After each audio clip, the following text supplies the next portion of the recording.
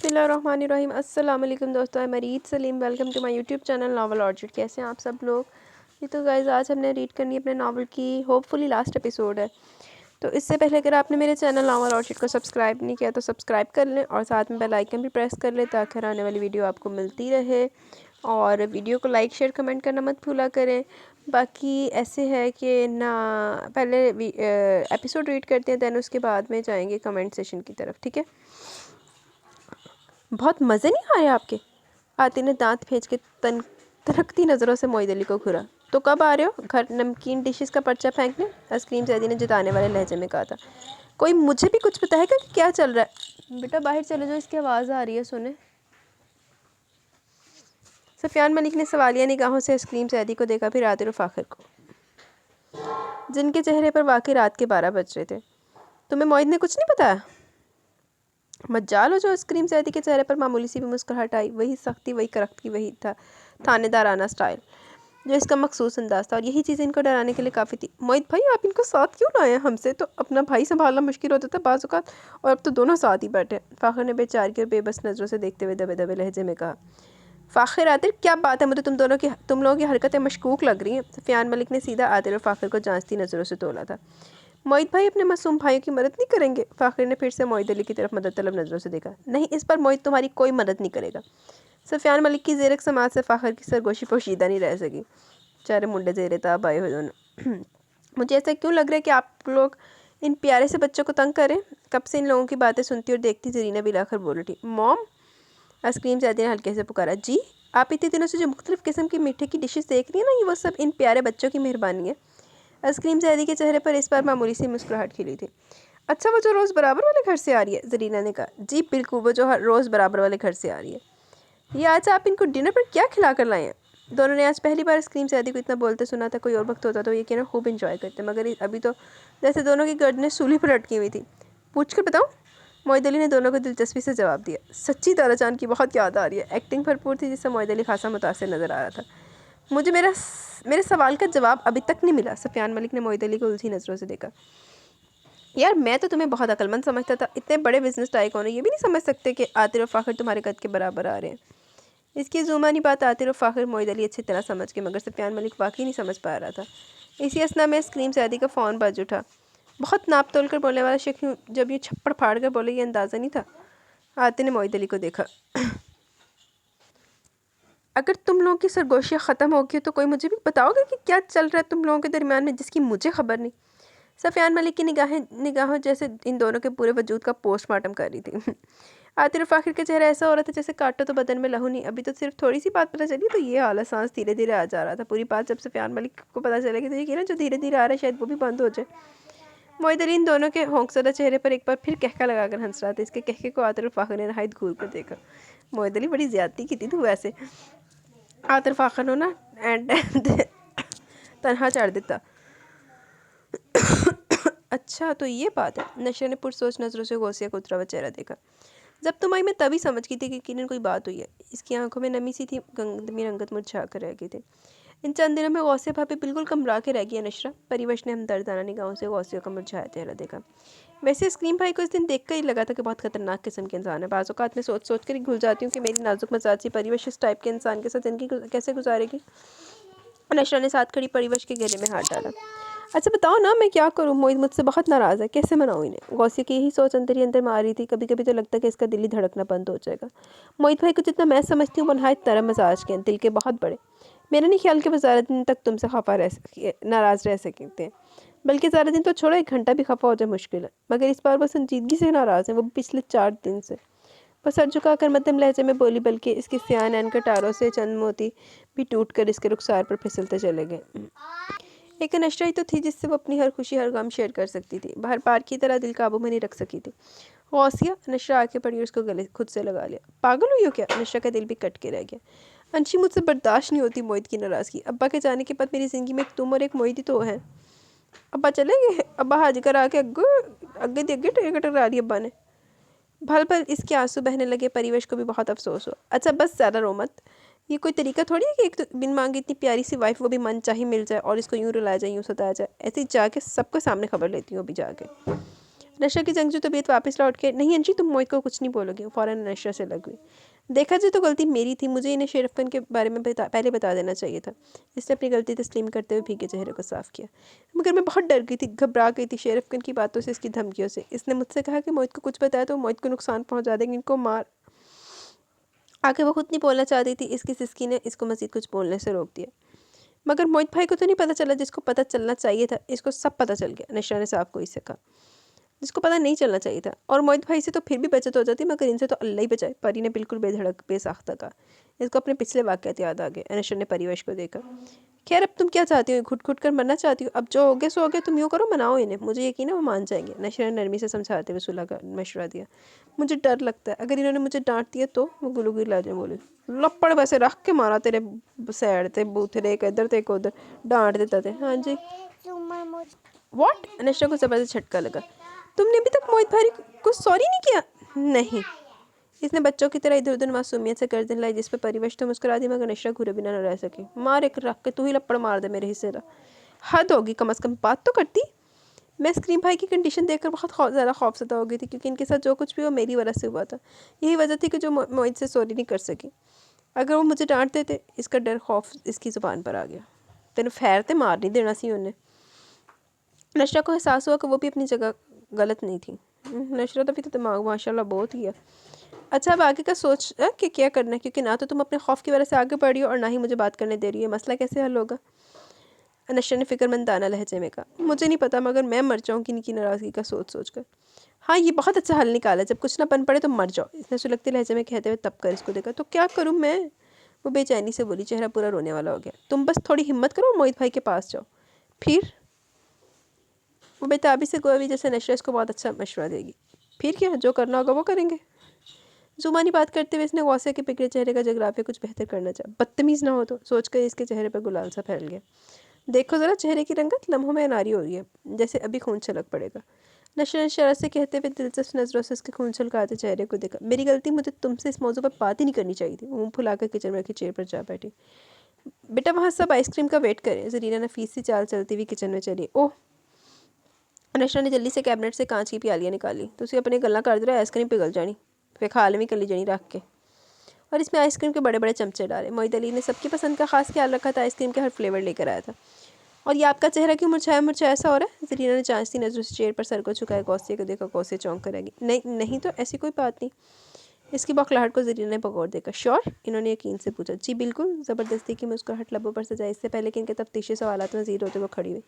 लाए मैं आइसक्रीम सर्व करूँ? इसने आइसक्रीम की ट्रे काउंटर से उठा ली और जल्दी से बाहर निकल गई। जरीना ने जाती हुई गौसिया पर नजर डाली, फिर नशरा को देखा। नशरा हल्के से मुस्कुरा दी। जरीना के जाने के बाद परिवेश ने नशरा का हाथ थाम लिया। पापा कैसे है नशरा? मुझे इनकी बहुत याद आती है। भीगे लहजे में कहते हुए नमी भरी आंखों से नशरा को देखा। इसके लहजे और अंदाज पर नशरा का कलेजा जैसे मुंह को आ गया। वो इतनी देर से खामोश थी तो इसके दिलो दिमाग में ये जंग चल रही थी। पर ये बुरा मत मानना, मगर ये भी सच और कड़वी हकीकत है कि जुनैद चाचू के गरूर, इनके तकब्बर, इनके घमंडी फितरत की सज़ा तुम्हें मिली है। इनके किए का कफ़ारा तुमने अदा किया। नशरा ने नरमी से इस परिवेश का हाथ थाम लिया। एक चांटी मारी सी ना, ਤੇ ਉਹ ਜਿੰਨਾ ਇੰਤਕਾਮ ਲੈ ਲਿੱਤਾ ਸੀ ਉਸ ਤੋਂ ਬਾਅਦ ਦਰਗੁਜ਼ਰ ਵੀ ਹੋ ਸਕਦਾ ਸੀ। ਫੈਰ ਤੇ ਮਾਰ नहीं देता ਸੀ या कत्ल तो उन्हें कर नहीं देते सी। आज इनके इतने असर रसूख और इतनी पावर के होने के बावजूद अपनी इकलौती बेटी को ना बचा सके और ना ही कहीं से बाजियाब करवा सके। हम इंसान भूल जाते अपनी अनाज ज़िद, अपने घमंड के दायरे में कैद, इस बात को कतई तौर पर फरामोश कर देते कि हम सब की भी एक बहुत बड़ी हस्ती है हम सबसे ऊपर, जिसके हाथ हमारी ज़िंदगियों की डोर होती है, जिसको वो चलाते हैं। मगर हम इंसान शैतान के बहकावे के हाथों मजबूर होकर मुखालिफ से चले जाते हैं। अभी कहाँ है पापा? नहायत आस भरी नज़रों से इसका चेहरा देखा। वो यहाँ से मायूस होकर इस्लामाबाद चले गए। इन्होंने अपनी सारी पावर, सारा असर और रसूख इस्तेमाल कर लिया, मगर हर जगह से मायूसी और नाकामी का सामना करना पड़ा। जुनैद चाचू भूल गए थे कि हर बार इनके गरूर का सर ऊंचा नहीं हो सकता। तकब्बर और घमंड से अकड़ी गर्दन बुलंदियों को छू नहीं सकती। कोई और भी है जो इनको झुका सकता है, इनको तोड़ सकता है, इनको बर्बाद कर सकता है। और वो कोई और सिर्फ आइसक्रीम ज़्यादा था जिसने ये जताया, ये बावर कराया कि वो इन लोगों में से नहीं जो जुनैद चाचू की रऊनियत, इनके घमंड का शिकार हो चुके हैं।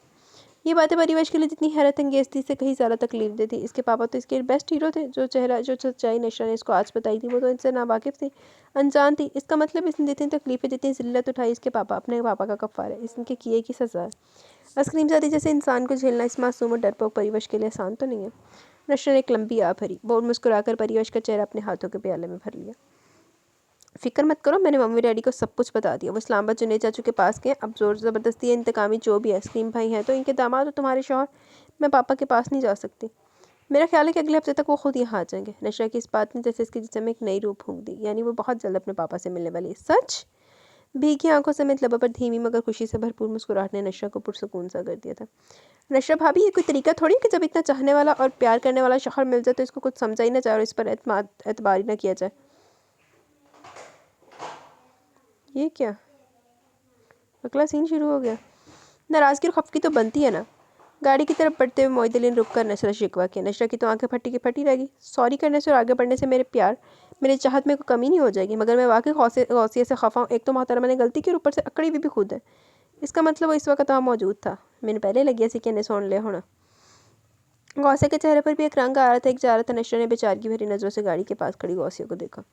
मैं तो वैसे चित्रा दी कमी है लपड़ा दे नाल नाल। गौसी बेडरूम में दूध का जग ले आई थी। जहाजी साइज बेड पर मोहित अली नीम दराज कोई मैगजीन पढ़ने में महफ था।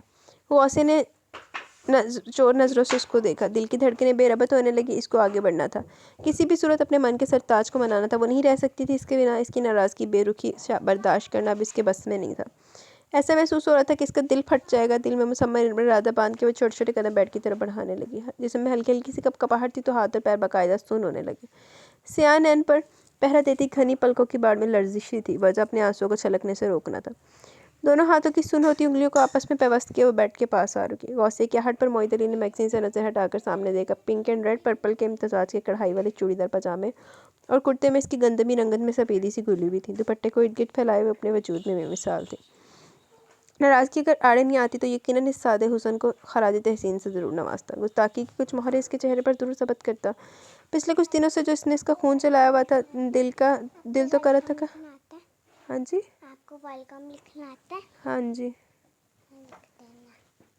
सिर्फ आप कोटिंग्स करके लिख देना। ओके, चलो ठीक है, मैं भी लिख देती हूँ। मगर दिल को मजबूत करके बलोरी आंखों में सट मोहरी लिए हुए इसको देखने लगा। कोई काम है? सद लहजे में कहे गई चंद जुमले इसके किधर गया पूरे वजूद में सनसनी से दौड़ा गई। खुटी खुटी सी आ इसके हलक से निकली। खुदारा मोहित, मुझे माफ़ कर दे। सिसकते लहजे में कहती बहुत सी हिम्मत मजमा करती वो मोहित अली के पैरों के पास बैठ के नीचे बैठती चली गई और दोनों पैरों को पकड़ लिया। दौर फिटे हाथ। अरे! मोहित अली तेजी से उठा था और अपने पाँव इसके हाथ से छुड़ा और इसके दोनों हाथों को थामे इसको कलीन से उठाकर अपने बारबा में बिठाया। बल्कि मोहित अली ने चाहिए थी कि जेड़े पैर फड़े से ना उतो लात तो मार के सुटता जाकर दीवार से फिक्स हो जाती। इसने ऐसा ख्वाब में भी तसव्वुर नहीं किया था कि गौसी ऐसा कुछ करेगी। इस तरह करके मेरी मोहब्बत की तौहीन तो मत करो। मुझे मेरी नज़रों से गिराकर क्या साबित करना चाहती हो? मोहित अली का दिल सही मानों में बहुत दुखा था। इस तरह करके मेरी मोहब्बत की तौहीन तो मत करो। मुझे मेरी नज़रों में गिराकर क्या साबित करना चाहती हो? मोहित अली का दिल सही मानों में दुखा था। आपकी बेरुखी, आपकी नाराज़गी, आपकी नाराज़गी मेरी जान ले लेगी मोहित। वो जो बड़ी मुश्किल से लरसती पलकों के सहारे आंसू को रोक रही थी रखा था, टप टप करके बहते चले गए। मेरी बेरुखी और नाराज़गी की इतनी परवाह होती तो इस दिन मेरे पास आती, ना कि बेडरूम में आकर सोफे पे मुझसे दूर बैठ जाती। बेसाख्ता शिकवा किया। मैं आपके गुस्से से डर गई थी, इसलिए आपके पास नहीं आई। फिर टिका की है ना तू, चवल जी ना हो बेटे। इसने झिझकते हुए अपने दिल की बात की, जिस पर मोहित अली ने इसके झुके सर को थोड़ी से पकड़कर ऊपर को उठाया। बगौर इनसे आने इन कटोरों में झांका। तो गुस्सा दूर करना भी तो तुम्हारा काम था, जो तुम्ही ने दिलाया था। मोहित अली का जताता वाला लहजा गौसे को मजीद हिफ़्फ़त और शर्मिंदगी में मुब्तला कर दी। प्लीज़ माफ़ कर दीजिए, इसने इल्तिजाई अंदाज़ अपनाया। पहले तुम मुझे ये बताओ कि तुम्हें मुझ पर भरोसा नहीं था, मेरे जोर बाजू पर यकीन नहीं था? हमेशा हमेशा से था, इसने मजबूत लहजे में कहा।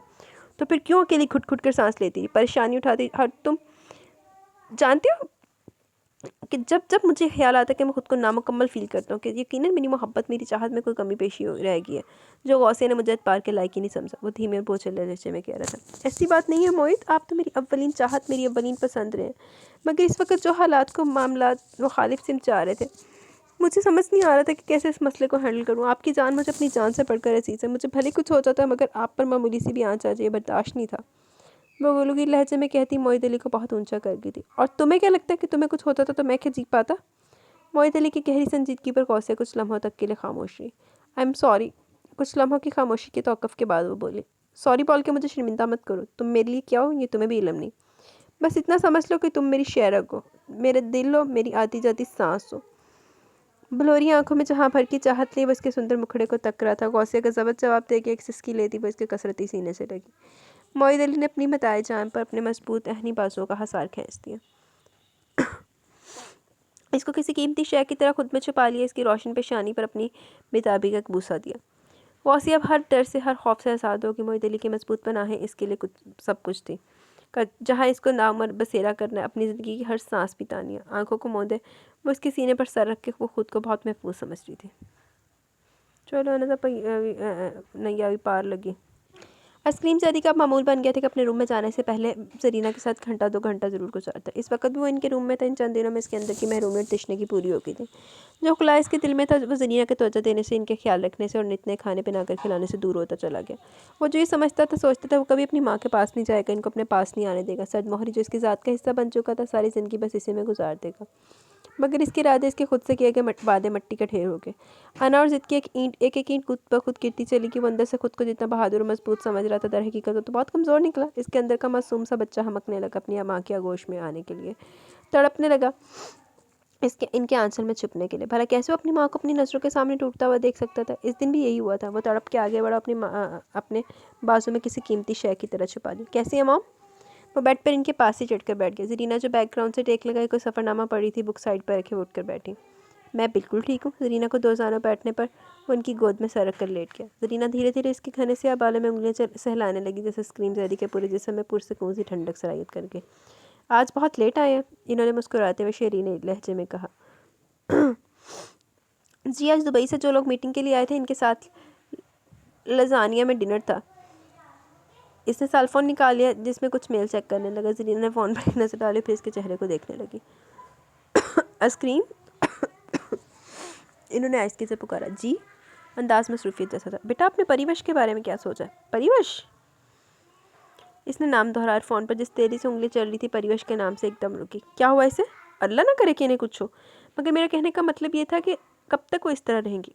क्या मतलब इस तरह रहेगी जिस तरह रह रही है? कोई परेशानी है इसको यहाँ? या अगर इसने आपसे कुछ कहा है तो बताइए, अभी जाकर दिमाग दुरुस्त करता हूँ।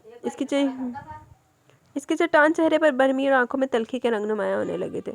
अरे नहीं चांद, ऐसे नहीं बोलते। वो बेचारी बेज़र मासूम सी बच्ची भला क्या किसी को कुछ कह सकती है? खैर, आप ये बताइए जो बात है। पहले आप मुझे इस बात का जवाब दीजिए, परिवेश से निकाह करने के बाद आपने इसकी क्या जिम्मेदारी उठाई है? जिम्मेदारी नहीं उठाई, मगर मॉम मेरा नहीं ख्याल इसे किसी शय की ज़रूरत होगी, क्योंकि इसकी तो हर ज़रूरत पूरी की जा रही है। और इनकी हर ज़रूरत कौन पूरी करे? आइसक्रीम ज़्यादा खामोश हो गया। कभी आपने इससे पूछा कि परिवेश अगर किसी चीज़ की ज़रूरत हो तो मुझसे बिला झिझक कहना। हाँ, तो मुझसे कह सकती है, जो चीज़ चाहिए मैं मना तो नहीं करूँगा। वो लापरवाही से गोया। आपको लगता है कि आपका रवैया, आपका अंदाज़ परिवेश के लिए ऐसा है कि वो खुद आपके पास आकर फरमाइशें करती? उल्टा स्क्रीन ज़ैदी से सवाल करने लगी। स्क्रीन ज़ैदी की निगाहों में सोचों के दर खुलने लगे। ये तो सच था, इसके परिवेश को नरम निगाहों से देखना तो दूर, कभी नरमी से बात भी न की थी, बल्कि जब जब इसको देखता तो जुनैद के थप्पड़ की गूंज इसकी समावतों में गूंजती। जुनैद ने चाहिए सी इट मारदा तेरे दिमाग दे विच, ताकि इंतकाम तो तू लेना ही सी, ते फिर तैनूं भी इंतकाम लैन च मज़ा आंदा। और फिर रगों में शरारे से दौड़ने लगते। मगर इस पर सच्चाई से भी नहीं मुंह मोड़ सकता था कि जब अनशरा को इसके ले जाने लगी तो यूँ महसूस हुआ कि इसके सीने में कोई इसका दिल नोच कर लेकर जा रहा है। मगर आज तक वो इस जज्बे को कोई नाम नहीं दे सका। खैर, ये बात की बात है। अभी एक और अहम और ज़रूरी बात है कि आज जुनैद शाह का फ़ोन आया था। व्हाट? वो इस तरह उठ के बैठे जैसे 100 वोल्ट का करंट छू गया। इसकी हिम्मत कैसे भी यहाँ फ़ोन करने की? इसके चेहरे और आंखों पर गुस्से, गैज़ो गज़ब और इश्तियाल के मिले जुले तासुरात थे, तो लहजे और अंदाज में नफरत ही नफरत थी। जुनैद शाह नहायत शर्मिंदा अपने किए पर नादिम है, पशेमान है। वो मुझसे गिड़गिड़ा कर माफ़िया मांग रहे थे, परिवेश से मिलने के लिए तड़प रहे थे। क्यों? अब इसकी अकड़ और गुरूर कहाँ गया? घमंड जो इसके अंदर था वो इतनी जल्दी टूट कर चकनाचूर हो गया कि वो घुटनों के बल बैठा माफ़िया मांग रहे। हित्ता कवेज लहजे में कहा, औलाद ऐसी चीज़ है मेरी जान कि मजबूत से मजबूत, चट्टान से ज़्यादा ताकतवर इंसान भी औलाद के दुख, इसकी जुदाई के आगे टूट जाते, ढह जाता है। मैं भी एक माँ और अपनी औलाद की जुदाई ने मुझे भी मेरा अपना आप भुला दिया। आपकी नाराज़गी और खफगी ने मुझे तोड़ दिया था। यूके में थे तो मेरी नज़रों के सामने थे तो तसल्ली तो ही सहारा था, मगर जब आप मुझे छोड़कर पाकिस्तान चले तो ऐसा लगा जैसे मेरी जिस्म से रूह निकल गई हो। गुज़रते दिनों के कर्ब और दर्द की तहरीर इनकी आंखों में रकम थी।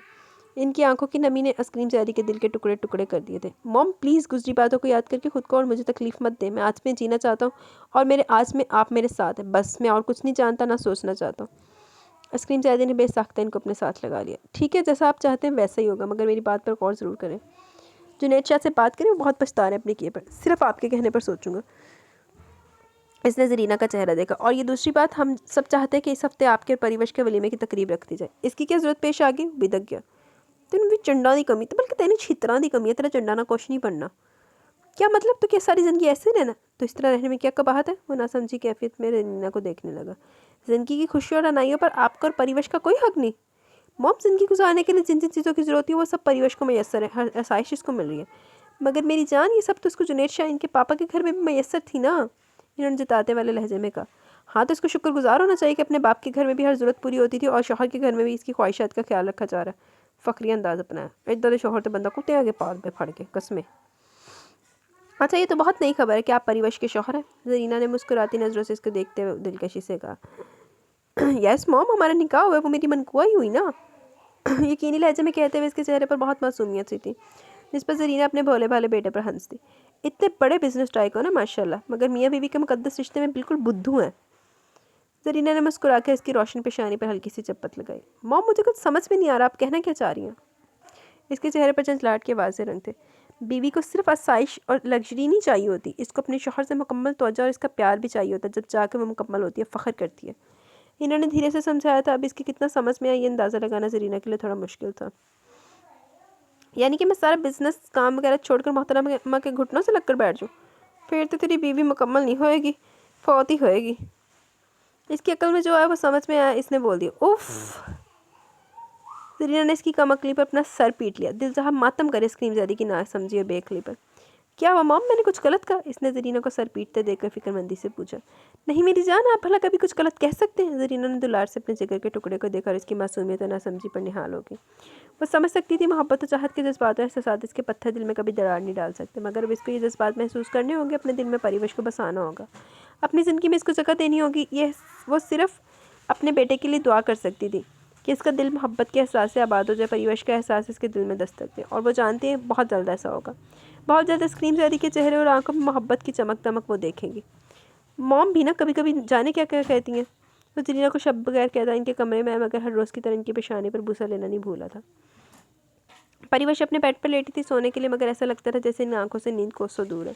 आज इसने अपने पापा से बहुत सारी बातें की थी, बहुत रोई थी, इतना कि इसकी हिचकियाँ बन गई। इसको गौसी और ज़रीना नहीं संभाला। वो जाना चाहती थी अपने पापा के पास, इनके गले से लगकर बहुत रोना चाहती थी। कितने दिन हो गए थे अपने पापा को देखे, आज फ़ोन पर इनकी आवाज़ सुनी तो दिल भरा है। वो सह नहीं सकी ये दर्द जो आंखों के जरिए बहता चला गया। जुनैद शाह को सोचकर उठ के बैठ गई। अंदर बाहर अजीब सी गहरी घुटन का एहसास होने लगा। दिल में अभी हल्का हल्का सा दर्द उठा था।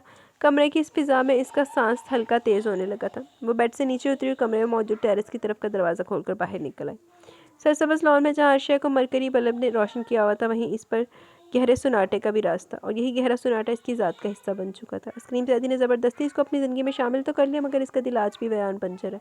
मोहब्बत तो दूर पसंदीदगी की मामूली सी भी कोंपल इसके दिल में स्क्रीमज़ादी के लिए नहीं फूटी थी। इनका रिश्ता बस कागज़ की हद तक था, जिससे ना तो वो कभी बाहर आया था और ना ही परिवेश ने कोई कदम आगे बढ़ाया। और फिर मोहब्बत, पसंदीदगी, एहसास और जज्बात तो वहाँ पनपते हैं जहाँ कोई ऐसी डोर बाधा अहदों पे माँ हाथ में थमाए जाए, जहाँ ख्वाबों का कोई बसेरा हो। मगर यहाँ तो कुछ भी नहीं। दोनों हाल खाली हैं, दिल खाली है, आंखों में कोई ख्वाब नहीं। यहाँ तक कि उम्मीद की हल्की सी किरण भी नजर नहीं आती। स्क्रीमज़ादी पत्थर जैसा दिल रखने वाला, चट्टानों जैसी मजबूती वाला इंसान, वो मोहब्बत जैसे जज्बों से कोसों दूर है। तो फिर कैसे परिवेश इसके बारे में सोच सकती है? कैसे अपने नहा खानों में इसको जगह दे सकती है? इसके बात करने के अंदाज, देखने के अंदाज में इसके लिए सवाए सदमोहरी, नफ़रत अंगेज़ बातें, तंज़ो तज़हीक, बेजारी, इंतकाम की झुलसती आग, यही सब तो इसके हिस्से में आया था। यही सब इसके दामन में डाला गया था, दिल के कशकोल में फेंका गया था, और शायद ताउम्र इसको इसी तरह ज़िंदगी गुजारनी थी। कितने गरम गरम सयाल आंखों से बहते इसके रुखसार को भिगोते चले गए। इसकी हर सोच तकने लगी। अपनी कमाईगी के इस एहसास ने इसको अंदर तक भिगो दिया था। स्क्रीमज़ादी अपने बेडरूम की जानिब जाने लगा, मगर जाने किस ख्याल के तहत तो परिवेश के दरवाजे तक रुक गया। और सिर्फ दौलत, आसाइश, लग्जरी की भूखी नहीं होती, इसको इज्जत और मोहब्बत भी चाहिए होती है, जब जाके वो खुद को मुकम्मल लगती है। ज़रीना का ये जुमला इसके कानों में गूंजने लगा। हालांकि दिल में कोई इरादा नहीं था परिवेश के रूम के दरवाजे तक रुकता या बिना दस्तक दिए अंदर दाखिल होता। इसने अपनी मतलाशी निगाह हर तरफ दौड़ाई, मगर इन निगाहों ने नाकामी ही पाई। स्क्रीमज़ादी के चेहरे पर मामूली सी फिक्रमंदी के रंग छलकने लगे थे। इसकी नज़र इसके रूम में बने टेरेस के खुले दरवाजे पर ठहर गई। वो समझ गई कि परिवेश टेरेस में होगी। वो मजबूत कदम दबेस कालीन पर धरता इस सिमत जाने लगा। टेरेस के खुले दरवाजे पर आ रुका। सामने रेलिंग के पास खड़ी परिवेश को देखने लगा। धानी एंड पिंक इम्तिजाज के कॉटन एम्ब्रॉयडरी सूट में इसकी शहाबी रंगत में उदासी पन्हा थी। वो इस खूबसूरत उदास मंजर की एक तस्वीर लग रही थी। ये चेहरा वो चेहरा जिसने रातों को इसके बहुत बेचैन किया, इसकी नींदें डिस्टर्ब की थी। कभी कभी तो इस कदर संसलाहट का शिकार हो जाता कि पूरी रात स्मोकिंग करता इधर उधर टहलते गुजार देता। कभी कभी कुछ समझ में नहीं आया।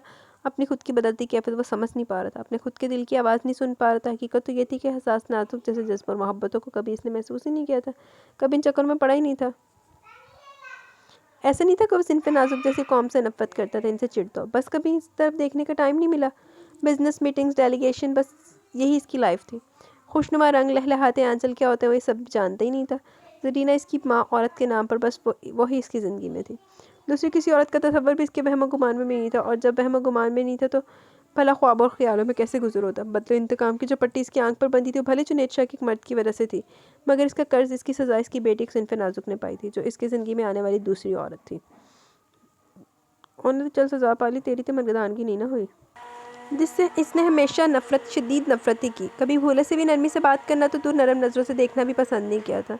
मगर जब अनशरा के साथ जाने को राज़ी हुई तो इसको बहुत बुरा लगा। नागवार गुजरा जिसका इसने एक ही हल निकाला कि वह हमेशा इसके घर में इसकी नज़रों के सामने रहे। इसलिए निकाह जैसे मुकद्दस व पाकीज़ा रिश्ते में बांध कर अपने नाम के साथ इसका नाम हमेशा के लिए कैद कर लिया। वो आगे बढ़ा और बिल्कुल इसके पीछे जा खड़ा हुआ। इसके शहाबी चेहरे को इसके शहद अंगी गोल्डन बालों की छोटी छोटी लटें छेड़ रही थी। वो इस कदर खोई हुई थी कि ना तो उसको अपने रुखसार पर अटकेलियाँ मस्ती में झूमती लटों की छेड़खानी महसूस हो रही थी, और ना ही स्क्रीम ज़ैदी की मौजूदगी ने इसके तसलसल को तोड़ा था।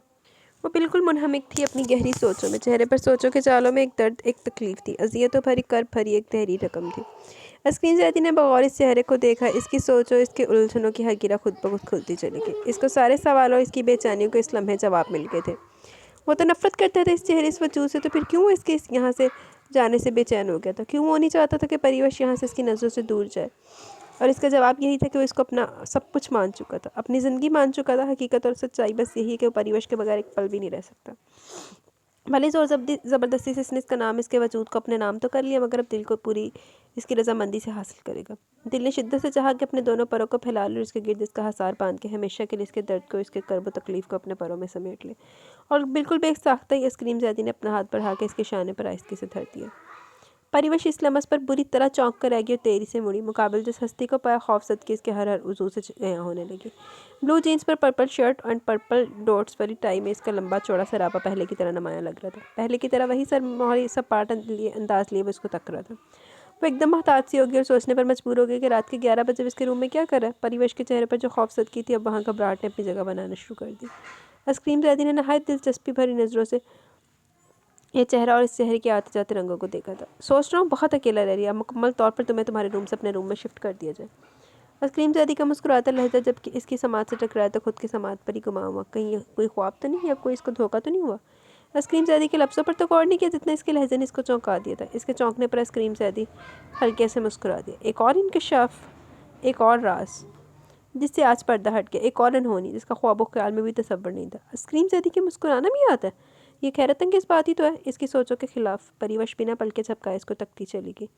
अब यूँ टिकटकी बांधे मुझे देखती रहोगी या कुछ बोलोगी भी? वही मुस्कुराता ला बोला जा। परिवश सटपटा के रहेगी, पलकों की घनेरी पाट दहकते आज इस पर सजदा रेज़ होगी।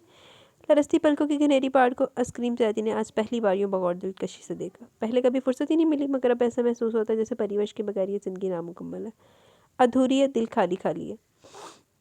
मगर दिल में किसी एक कोने में एक बात और इसको परेशान करती। कभी कभी क्या इसने इस मासूम लड़की के साथ कुछ ज़्यादा गलत नहीं कर दिया? बड़ी छेती ख्याल आ गया, कुछ ज़्यादा ही नाइंसाफ़ी नहीं कर दी? मगर वो भी क्या करता है, इसका अंदाज़ ही ऐसा है कि किसी की भी जान ले लेने वाला परी। स्क्रीम ज़ैदी ने अपनी गश्ते शहादत इसकी थोड़ी पर रखकर हल्के से इसका चेहरा ऊपर को उठाया। परिवेश ने बामुश्किल अपनी भारी पल के ऊपर को उठाई, जहाँ एक ठाठे मारता समंदर मौजूद था जिसको बाहर आने का रास्ता ही नहीं मिल रहा था। अब ये स्क्रीम ज़ैदी की नज़दीकी थी या इसका डर खौफ? सोचे बस इसी बात में उलझी हुई थी कि अगर ऊपर बाबा के पास जाने के बोल दे, कहीं वो बिगड़ ना जाए, बिन मौसम बिजली की तरह इस पर टूट ना जाए। स्काई ब्लू कलर फ्लेकेट कॉटन के सूट में इसका ऊंचा कद इसको खासा मगरूर बना रहा था। मगर फिर सोचा रिस्क उठाने में कोई हर्ज भी नहीं है। वो ये हिम्मत कौसिया, नशर और जरीन आंटी की दी हुई थी जो वो बोलने जा रही थी। मुझे पापा के पास जाना है, बिलाकर झिझकते हुए बोल ही दिया। बोलने के साथ जो समंदर आंखों में ठहरा हुआ था, बिलाकर इसको रास्ता मिल ही गया, क्योंकि अब शायद वो इस पर ताबड़तोड़ हमले करेगा, हज़ियानी अंदाज में चीखेगा, चिल्लाएगा। मगर सब कुछ इसके बरक्स हुआ, जो सोचा इसके खिलाफ हुआ। कितनी देर तक तो खामोशी का रास्ता इन दोनों के दरमियान। स्क्रीम ज़ैदी बस खामोशी से इसको तकता ही रहा, इसके बहते अश्कों को खामोशी से देखता रहा जिसने इसका पूरा चेहरा भिगो दिया था। अगर वो खौफज़दा है, सहमी हुई है, तो वजह भी तो खुद वही है। इसके रवैये ने, इसके लबो लहजे, इसके अंदाज ने तो परिवश को खौफ हरास का शिकार किया।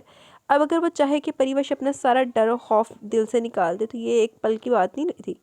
वो इसका दहशतज़दा अंदाज भुला के इसके पास आना तो दूर, एक कदम भी आगे नहीं बढ़ा सकती थी। मोहब्बत इश्क के मामले में तो वो भी कोरा कागज़ है, मगर वो ये भी एक हकीकत है कि ये सब दिल के मामले होते हैं। मोहब्बत दिल पर दस्तक दे रही है और बस इसका खिड़की दरवाज़े खोलने की देर है। फिर हर सू मोहब्बत की शम्मा रोशन हो जाएगी। चाह तो इश्क का जो उजाला इसके दिल ही में नहीं इसकी ज़िंदगी में भी फैल जाएगा। आप जहाँ कहेंगे मैं वहीं आ जाऊँगी, आपके रूम में बोलेंगे आपके रूम में भी आ जाऊँगी। इसने बिना सोचे समझे जरा से बातों की हामी भर ली।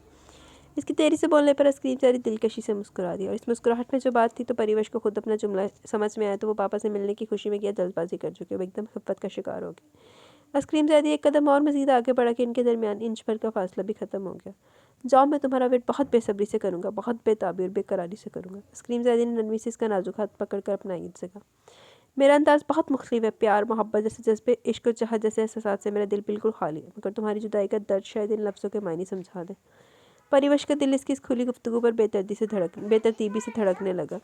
इसने हया की चादर और एक पल को इन गहरी निगाहों में देखा जिसकी गहरी निगाहों के इसके हिसार में बांधे हुए थे। जी बेटा, अब मैंने पानी पीना है। उधर साथ वाले रूम में बोतल में पड़ा हुआ, जाके ले लो मेरा बेटा। जाने के उसके अंदर तक सुकून और तमानियत से उतरती चलेगी। जिससे जख्म खाए वही मरहम बनेगा, वही दवा बनेगा। तो कैसे यकीन कर लेना चाहिए। अपनी सोचों के गर्दाब में फंसी वो अपना हाथ इसके हाथों में मुकीद देखती चलेगी। चलो, इन्हों का मामला भी हल होया। क्या नाम है इस लड़की का? नशरा ने मुस्कुराते हुए आतिर को देखा जिसके चेहरे पर निरमा के जिक्र से खूबसूरत से रंग खिलने लगे। निरमा, इसने आइस की जगह ओ नशरा ने शौकी से छेड़ा। और मोहतरमा करती क्या है? मैट्रिक में पढ़ती है। इसका एक छोटा भाई है, बस वो भी अभी सिर्फ 4 साल का है। नबील नाम है इसका। इसके डैड का तारिक रोड पर अपना कपड़ों का कारोबार है। इसकी मामा बहुत सीधी सादी सी खातून है। और बस, क्योंकि मुझे अंदाज़ा हो रहा है कि ये तुम्हारे पास निरमा के ददयाल और ननियाल की भी पूरी इन्फॉर्मेशन होगी। फ्लैशर ने पुरमज़ा अंदाज में इसको छेड़ा जिस पर आतिर कुछ खफीफ सा हो गया। अंशी भाभी, आप सैफ़ी भाई से बात करेंगी ना? आतिर ने फिक्रमंदी भरे लहजे में कहा, क्योंकि इसे आतिर की खुशी चाहिए थी। बिल्कुल करूँगी, लेकिन तुम्हें नहीं लगता कि अभी निरमा भी पढ़ रही हो, तुम्हारा रिजल्ट आउट होगा तो तुम्हें कॉलेज ज्वाइन करना होगा?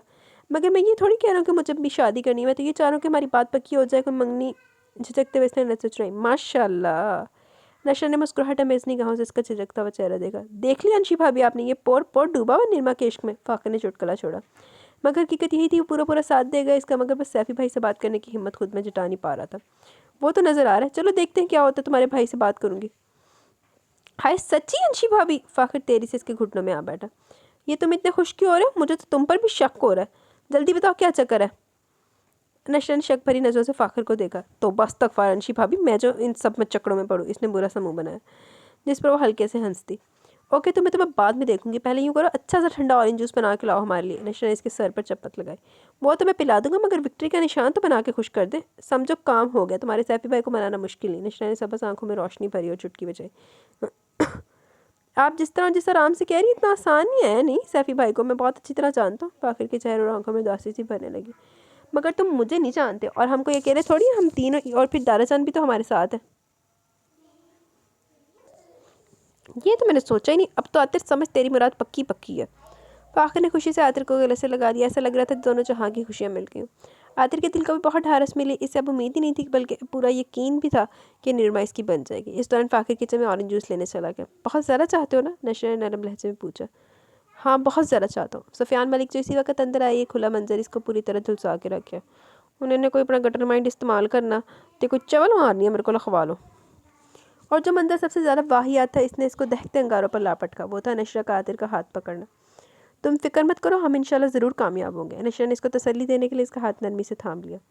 आतिर, सफियान मलिक ज़ोर से धड़ा और तेजी से चलता हुआ इनके तरफ आया और आतिर को गिरे बांध से थाम कर अपने मुकाबिल करके ज़ोरदार थप्पड़ इसके मुंह पर लगाया। वो दुबला पतला सा पूरी जान से हिल कर रह गया। देखिए मैं किया ना कुछ चवल ना बड्डे थे। इस अचानक अफ्ताद के लिए दोनों तैयार नहीं थे। नशा खुद गड़बड़ा के रह गई। सफियान मलिक के इस अंदाज ने लम्हे भर को नशा को चकरा के रख दिया था। सफियान भाई, आतिर का लहजा गुलूगीर हो गया। तू मेरी नाक के नीचे ये सब चलता रहा? सुलगती नजरें दोनों पर डाली और खाटदार लहजे में कहा। आतिर को तो कुछ समझ में नहीं आया, मगर नशा ना तो कोई छोटी सी बच्ची थी और ना ही कोई नासमझ लड़की जिसकी बात का मतलब नहीं समझती। कुछ अंदाजा है क्या बोल रहे हैं आप? नशा की गुलाबी रंगत का मुँह गुस्से की शिद्दत से देखने लगी। Shut up, just shut up. Sufiyan Malik ज़ोर से फनकारा था। इसकी फनकार में हज़ारों जहरीले अस्तों और बिच्छू की खनक थी। एक पल को तो इसका दिल पूरी तरह सहम के रह गया। तुम्हारी कौम में वफादारी और वफाशारी नाम की कोई शय होती नहीं है। तुम लोग कभी अपने शौहर की नहीं हो सकती, इनसे वफा नहीं निभा सकती। अरे जब सगी माँ अपनी औलाद को धोखा दे सकती है, इनको रोता बिलखता छोड़ के किसी नामहरम के साथ भाग सकती है, तो किसी और से वफा की क्या उम्मीद लगाई जाए? इसके लहजे में इस कदर काट थी, इस कदर नफरत थी कि वो खुद को बहुत कमतर समझ रही थी, अपने आप को नहायत बेमाया महसूस कर रही थी। इन सुरमई कान से आग की चिंगारियाँ निकल रही थी जिसमें खुद को झुलसता हुआ महसूस कर रही थी, खुद को आग की लपेट में महसूस कर रही थी। वो खुलेआम इस पर इल्ज़ाम लगाया था, बहतान लगा रहा था, इसके साफ और शफाफ किरदार पर कीचड़ उछाल रहा था। तुम लोगों के किरदार में दाग होता है और तुम क्या समझती हो जो आजकल जो तुम्हारा बदला बदला अंदाज, तुम्हारा मेरी तरफ बढ़ना, तुम्हारे तौर तरीके ये लुभाने का अंदाज, तो क्या मैं ना समझूं या तुम मुझे बेवकूफ़ समझने की गलती कर रही हो? सफियान मलिक ने सब्ज़ आंखों में झांका, जहाँ सिर्फ हैरान की थी। तुम जानते हो कि उमर सईद ने वहाँ जाकर शादी कर ली, तो तुम्हारे पास कोई ऑप्शन ही नहीं बचा। तुमने सोचा उमर सईद ना सही, सफियान मलिक सही, और जब सफियान मलिक ने तुम्हें तुम्हारे इरादे में कामयाबी होने दी, तुम्हारी ख्वाहिशात पूरी नहीं की, तो तुमने मेरे छोटे भाई आतिर।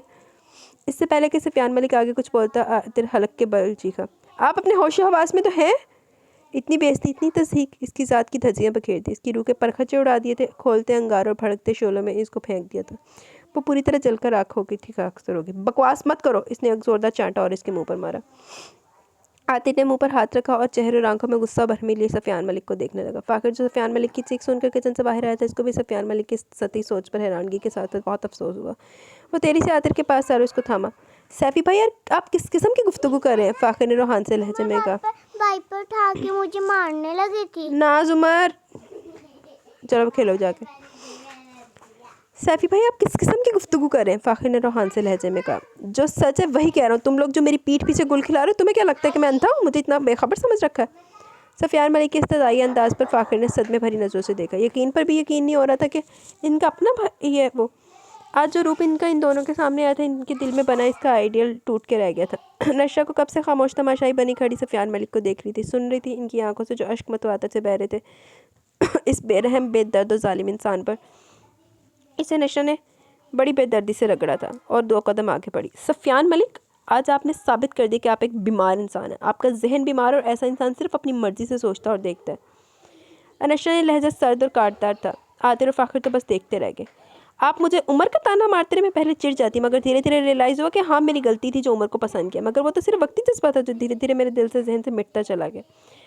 मगर इससे बढ़कर गलती मुझसे ये हुई कि जो आपसे प्यार कर बैठी, जानते बूझते ऐसे इंसान से जिसकी ज़िंदगी सिर्फ नफरत में ही गुजरी हो, खुदगर्जी, ज़िद, अनापरस्ती में गुजरी है, जिसका दिल इस कदर मैला कि अगर खुद आप भी देख लें तो कराहियत आ जाए। इसने सफियान मलिक की तरफ तलखी भरे लफ्ज़ों के अंगारे बरसाए थे। सफियान मलिक तो जैसे शोलों पर जा गिरा, निगाहों में हकारत भरे वो इस तक, और एक झटके से इसकी कलाई अपनी मजबूती में सख्ती से दबोच कर इसकी पुष्ट पर मोड़ दी। आह! दर्द से वो कराह के रह गई। गुलाबी रंगत में खून की हिद्दत से लाली घुलने लगी। अपना गुनाह, अपना बदनुमा किरदार, अपना बदसूरत चेहरा छुपाने के लिए मुझ पर ही तकरीर झाड़ रही हो? वही इसका मखसूस हर धर्म अंदाजा। छोड़े मुझे! नशा में जाने कहाँ से क्या भी ताकत है, इसने पूरी जान लगाकर अपना हाथ इसके आहनी मजबूत हाथ से छुड़ा लिया और इसे चंद कदम के फासले पर जा खड़ी हुई। मेरा चेहरा बदसूरत है, मेरा किरदार बदनुमा है, इसकी फिक्र करने की ज़रूरत आपको नहीं है। मगर हाँ, मैं इतना तो आपको जान भी गई हूँ, समझ भी गई हूँ कि आपको मेरा वजूद इस घर में बर्दाश्त नहीं है, और मेरा खुद यहाँ से चले जाना आपकी जीत है। आपकी सोच सच साबित हो जाएगी कि हर औरत आपकी माँ जैसी होती है, मगर मिस्टर सफियान मलिक, हर औरत कैसरा नहीं होती। कुछ ऐसी भी होती हैं जो प्यार के लिए, रिश्तों के लिए अपनी हिस्से मिटाना भी जानती है, मगर आपको इन सब की समझ नहीं। ना चाहते हुए भी इसका लहजा फीके इन सबस निगाहों में कुछ ऐसा ज़रूर था कि सफियान मलिक दंग रह गया, मगर हैरानगी का दौरानिया ज़्यादा देर नहीं था। सफियान मलिक ने नफरत से, नखूस से इसकी तरफ से मुंह फेर लिया। सफियान मलिक ਨੂੰ ਨਾ ਛਿੱਤਰਾਂ ਦੀ ਜ਼ਰੂਰਤ ਹੈ, ਉਹ ਵੀ ਜਿਹੜਾ ਉਹ ਮੁਜਰਮਾਂ ਨੂੰ ਨਹੀਂ ਪੈਂਦਾ 5 ਨੰਬਰ ਵੱਡਾ, ਉਹਦੀ। सफियान मलिक ने किधर गया? नशरा के ना चाहते हुए भी सबस आंखों से 2 मोती टूटकर रुखसार पर फिसलते चले गए। आतिर फाकिर ने नहायत दुख भरी निगाहों से नशरा को देखा, खपकी और नाराज़गी भरी नजरों से सफियान मलिक को देखा। वो तो तसव्वुर भी नहीं सोच सकते थे कि इनका अपना सगा भाई इस तरह की नेचर का होगा।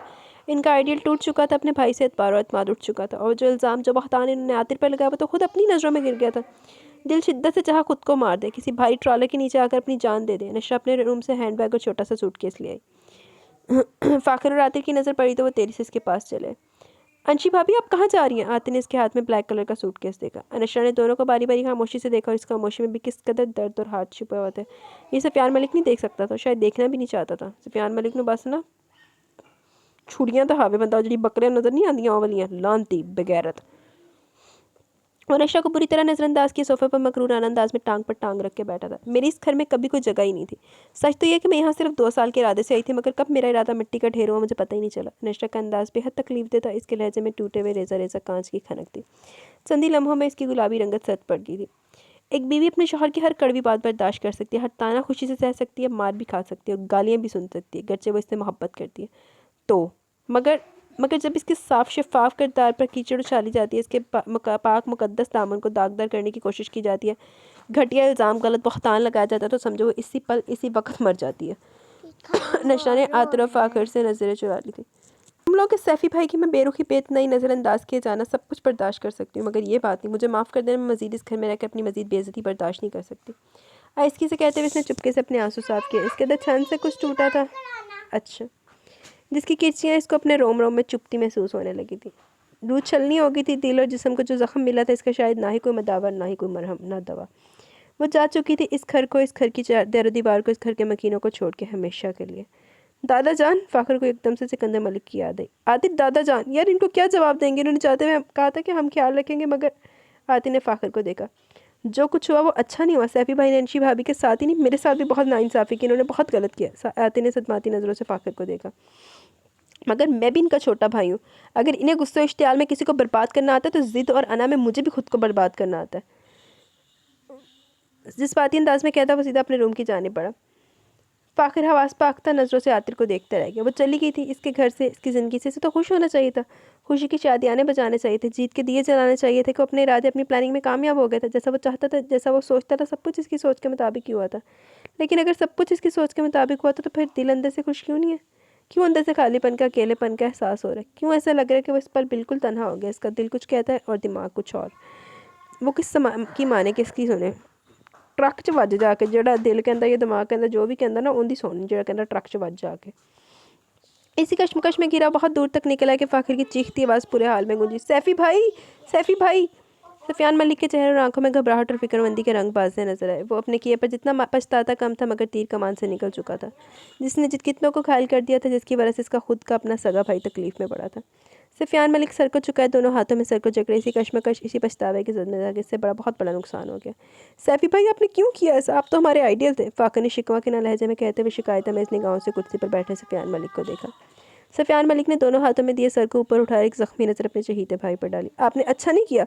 अगर आतिर को कुछ होगा तो याद रखिएगा, मैं भी इसी की तरह स्लीपिंग पिल्स खा के मर जाऊंगा। हम दोनों भाई एक साथ दुनिया में और एक साथ ही कब्र में उतरेंगे। वो बच्चों की तरह रोता हुआ वहाँ से भागा। सफियान मलिक को ऐसा लगा जैसे किसी ने इसके जिस्म से बड़ी बेदर्दी से रूह खींच ली हो। इसके सर से आसमान सिरक गया और पैरों तले ज़मीन खिसक गई हो। ये क्या क्या कर गया फ़ाखर इससे? वो दोनों तो इसकी ज़िंदगी में इसके जीने की वजह थे। बहुत छोटे से थे दोनों, जब से वो इन दोनों का ख्याल रख रहा था, इनकी देखभाल कर रहा था, इन दोनों को मामूली से मामूली तकलीफ नहीं पहुंचने दी थी। हल्की सी छींक आ जाती, डॉक्टर की लाइन लग जाती। आदिल और फ़ाखर दोनों जुड़वा थे जो करते एक साथ मिलकर करते। शरारतों में तो इनका कोई सानी नहीं था, मगर सफियान मलिक को ये सुकून था कि इसकी हर दर्जा शरारतों से किसी को कोई नुकसान नहीं पहुँचता था। मगर आज सिर्फ इसकी वजह से इसका भाई कितनी बड़ी मुश्किल में फंस गया था। आज वो आईसीयू में पड़ा तो सिर्फ इसकी वजह से, मगर अपने भाइयों को कुछ नहीं होने देगा। एक बार फिर से वो हंसेंगे, इनकी किलकारियाँ गूंजेंगी। मगर आज सिर्फ इसकी वजह से इसका भाई कितनी बड़ी मुश्किल में फंस गया। आज वो आईसीयू में पड़ा तो सिर्फ इसकी वजह से, मगर अपने भाइयों को कुछ नहीं होने देगा। एक बार फिर से वो हंसेंगे, इनकी किलकारियाँ गूंजेंगी। सिकंदर मलिक आज दोपहर की फ़्लाइट से आ गए थे। फ़ाखर ने एक एक बात सच बता दी, कुछ भी नहीं छुपाया। इनके पीछे इतना कुछ हो गया। वो काबा शरीफ के सामने सजदा रेज़ होकर अपने घर, अपने बच्चों के लिए बहुत सी खुशियाँ मांग कर आए, मगर ये क्या, यहाँ तो इन्हें अपने घर का शराजा बिखरता नजर आ रहा था। सामने ब्लैक कॉटन के कलफ लगे शलवार कमीज़ में मलबूस सफियान मलिक सोफे पर बराजमान, सर को झुकाए शर्मिंदगी था गहराइयों में धंसा हुआ था। तुम्हें क्या लगता है कि मुझे कुछ पता नहीं है? मेरे इल्म में कोई बात नहीं है। चंद लम्हे के तौक़ुफ़ के बाद इन्होंने सामने बैठे सफियान मलिक को मुखातिब किया। अनशरा बेटी ने मुझे उमर सईद के बारे में बहुत पहले सब कुछ आगाह कर दिया था। ये कैसा इंकशाफ था? दिल को कितना ज़ोर का धक्का लगा। कुछ लम्हों के लिए तो महसूस हुआ जैसे इसकी कुव्वत समात सलब होकर रह गई। बेटा इसको छोड़ दो। और दूसरी बात, उमर सईद का फ़ोन मेरे सामने आया था। ये दूसरा झटका था जिसको लगा था दिल में एकदम सी तारीकी सी बढ़ गई। दादा जान, उमर से मेरी फ्रेंडशिप कॉलेज से थी। मैं इस फ्रेंडशिप को मोहब्बत समझ बैठी, मगर दर हकीकत ये गलत है। मैंने जब अपने दिल को टटोला तो वहाँ से एक ही सदा आई, एक ही आवाज़ गूंजी कि दिल तो सिर्फ सफियान की माला जपता है, सिर्फ इसी दुश्मन चाह को चाहता है, इसी के बारे में सोचता है। निगाहें झुकाए हुआ इतराफ़ जुर्म के साथ साथ अपने दिल की हकायत भी सुना रही थी। आपको पता है ये पेपर मैरिज सिर्फ 2 साल के कॉन्ट्रैक्ट पर हुई और 2 साल ख़त्म होने में सिर्फ 6 माह बाकी है। उमर सईद को आने में 6 माह बाकी है। मेरी समझ में नहीं आ रहा कि मैं इससे किया गया वादा कैसे निभाऊँ। इन सबस कान से टूट टूट कर आंसू किसी मोती की तरह गिरने लगे। सिकंदर मलिक की गहरी नरम नज़रों से अनशरा को देखा। मेरे बच्चे, सिर्फ वो करो जो वो सुनो जो तुम्हारा दिल कहे। ज़िंदगी का ये फ़ैसला बहुत मुश्किल है और बहुत आसान भी, मगर ये फ़ैसला तुम्हारे हाथ में है। अनशरा, इन्होंने मजबूत लहजे में कहा। इस वक्त इसके सैल पर उमर सईद का फ़ोन आ गया। इन्होंने सिकंदर मलिक को देखा। उमर का फ़ोन है, उठाओ और बात करो। इसने भीगी आंखों से सिकंदर मलिक को देखने के बाद फ़ोन रिसीव करके कान से लगा लिया। हेलो नशरा जान, एक गुड न्यूज़ है। एयरपीस से इसकी खुशी से खनकती आवाज़ नशरा के कान में पूरे तमतराक से गूंजी। वो क्या? मुरझाया बोझल सा लहजा लड़खड़ाता अंदाज उमर सईद को शिद्दत से महसूस हुआ। नशरा, सब खैरियत तो है ना? तुम्हारी तबीयत तो ठीक है ना? देखो मुझसे कुछ मत छुपाओ। बताओ क्या बात है? उमर सईद के लहजे से फिक्रमंदी छलकी थी। मेरे होंठों के साथ एक होंठ ऐसे चिपक गया था। अच्छा। सिकंदर मलिक ने इसके सर पर दस्ते शफकत रखकर इसको इशारे से तसल्ली दी। नशरा ने हिम्मत बंधाई और सर को हल्के से जंबिश दी। उमर, मुझे माफ़ कर देना, मैं तुमसे किया गया वादा नहीं निभा सकती। दिल पर भारी बोझ आज इसने हल्का कर दिया, अपने दिलो दिमाग की ख्वाहिश इसके गोश गुजार कर दी। ये क्या कह रही हो नशरा? ऐसे कैसे मुमकिन है? आज मैंने सब कुछ हासिल कर लिया नशरा। आज मेरे पास सब कुछ है कि मैं तुम्हें ज़िंदगी की हर खुशी दे सकता हूँ, तुम्हारी हर ख्वाहिश पूरी कर सकता हूँ, तो तुम मुझे यूँ छोड़ के जा रही हो? नशरा, मैंने तुम्हारे अलावा किसी से मोहब्बत नहीं की, किसी को नहीं चाहा, फिर तुम क्यों मेरे साथ ऐसा कर रही हो? उमर, ज़रूरी तो नहीं प्यार में सबको सब कुछ मिल जाए। मैं अपने दिल के हाथों मजबूर हो गई। उमर, तुम सफ़ियान सर से प्यार करती हो? बहुत सोचने के बाद उमर से ने यही से नतीजा निकाला। इसने सिर्फ हूँ ही पर इत्तफाक किया और इसी हूँ से इसको हर जवाब मिल गया। ठीक कहा तुमने नशरा, ज़रूरी नहीं प्यार में किसी को इसका प्यार भी मिल जाए। तुम्हें मैं हमेशा अपने दिल में समंदर में छुपे सीप के अंदर कीमती मोती की तरह संभाल के रखूँगा। इसके लहजे में टूटे हुए ख्वाबों की किरचियाँ थी। इसके लहजे की उदासी पर मुर्गी नशरा को अपने दिल में महसूस हुई। उमर सईद का नाजुक सा दिल, साफ शफाफ दिल तोड़ते हुए इसको बहुत अफसोस हुआ था। उमर, प्लीज़ किसी अच्छी सी लड़की से शादी कर लेना। उमर सईद ने एक लंबी सांस खींची। तुम चाहती हो कि मेरी ज़िंदगी का हर पल अजियत और दर्द से गुजरे, तो मैं ये अजियत और दर्द बखुशी सह लूँगा। मैं तुम्हें यही खुशखबरी सुनाने वाला था, किसी हफ्ते तुम्हारे पास आ जाऊँगा, मगर शायद अब मेरा आना नामुमकिन हो। सफ़ियान मलिक पर कितने हैरतों के पहाड़ टूट कर गिरे, जिसके नीचे इसका वजूद रेजा रेजा होता चला गया। ख़त्म ही हो गया। वही पहाड़ ने भी टक्कर मार जाके। तुमने बहुत गलत किया, ज़्यादती की इस बच्ची के साथ, और तो और इससे बढ़कर जो गुनाह किया वो अपने छोटे भाई आतिर पर इतना घटिया घिनौना इल्ज़ाम लगाकर। तुमने मेरा दिल दुखाया सैफ़ी, मेरा मान तोड़ दिया, मेरा फ़ख्र, मेरा गरूर मिट्टी में मिला दिया। तुमने मेरा ही नहीं, मेरे जिगर गोशे आतिर और फ़ाखिर का भी दिल दुखाया, जो मेरी जान है। इसके लिए मैं तुम्हें कभी माफ़ नहीं करूँगा। इनकी बूढ़ी आंखों में आंसू आ गए थे। लहजे में करब की दर्द की जो तहरीर रकम थी, इसने सफ़ियान मलिक को मज़ीद पस्तियों में फेंक दिया। वो खड़े हुए अपनी स्टिक संभाली आतिर और फ़ाखिर को देखा। खड़े हो हम अभी, और इसी वक्त नशा बेटी के घर चल रहे हैं। सफ़ियान मलिक में इतनी भी हिम्मत नहीं थी कि शर्मिंदगी पर शिवानी से भरी निगाहें ऊपर उठा सके। आधे पौन घंटे की ड्राइविंग से वो तीनों नशा के घर के खूबसूरत ड्राइंग रूम में पराजमान थे। दादाजान आप? नशा को मुलाजमत से जब सिकंदर मलिक की आमद का पता चला तो जल्दी से अपने रूम से बाहर आई थी। इसके चेहरे नाज उमर इसके चेहरे और आंखों में खुशी और गम के मिले जुले तासुरात थे, जो सिकंदर मलिक की ज़ीरक निगाहों से पोशीदा नहीं रह सके थे। कैसे आप? और आप कब वापस आए? मुझे इन दोनों बंदरों ने कुछ बताया क्यों नहीं?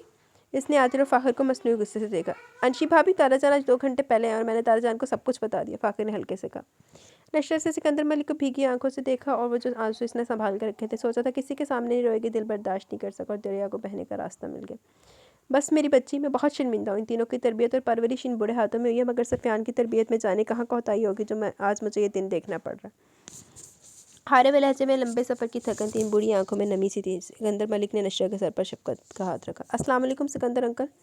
इसी दौरान सायरा और नौमान भी आ चुके थे। इनके साथ साथ जुनैद शाह भी थे। नशरा ने तेजी से अपना भीगा चेहरा अपने दुपट्टे से साफ किया। कैसे हैं आप? और बहुत बहुत हज की मुबारकबाद। सबसे लाइक होने के बाद वो लोग आरामदेह सोफे पर बैठ गए। खैर मुबारक। नशरा बता रही थी कि सफ़ियान बिजनेस मीटिंग के सिलसिले में इस्लामाबाद गए हुए। आगे आगे क्या वो? सारा मलिक ने सिकंदर मलिक को सवालिया नज़र से देखा।